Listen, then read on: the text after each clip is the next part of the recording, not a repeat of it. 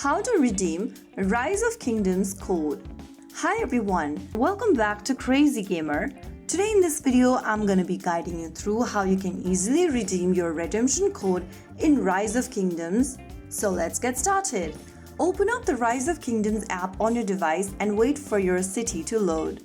Once you're inside, go ahead and tap on your governor avatar at the top left corner, and this will open up your governor's profile menu.